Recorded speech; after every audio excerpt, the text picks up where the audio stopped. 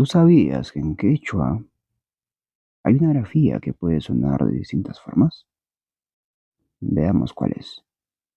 Esta grafía cha puede variar en sus variantes dialectales y va a sonar de esa forma. Tra, tsa, sa y cha. En distintas regiones del Perú tendrá estos sonidos. Vamos a ver estos sonidos aquí. Por ejemplo, pecado. Dirás hucha. Dirás hutra.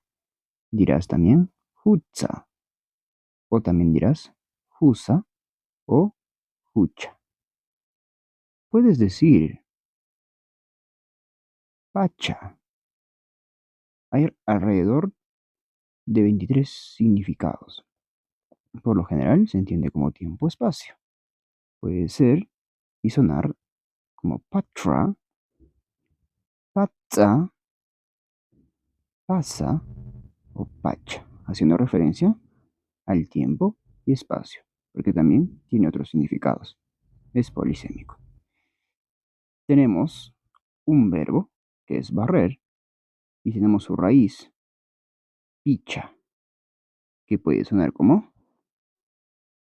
pitra, pizza, pizza o picha. Tenemos también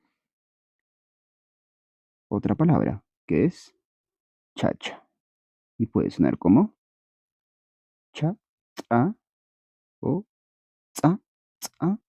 Puede sonar también como sasa o tal como está, chacha. Hace referencia a anciana, sabia o de muchos años. Y por último tenemos otro verbo que es besar.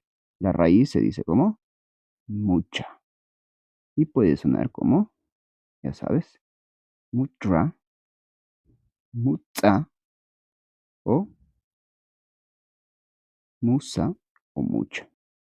Entonces ya sabes cómo puede sonar estas palabras. Para que quede claro, lo voy a pronunciar en mi variante.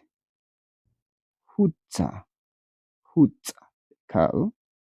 Patza, patza, pizza, tzaza, tzaza.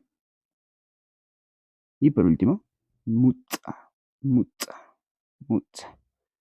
Entonces ya sabes estos sonidos de cómo suena la cha. Nos vemos en el siguiente video.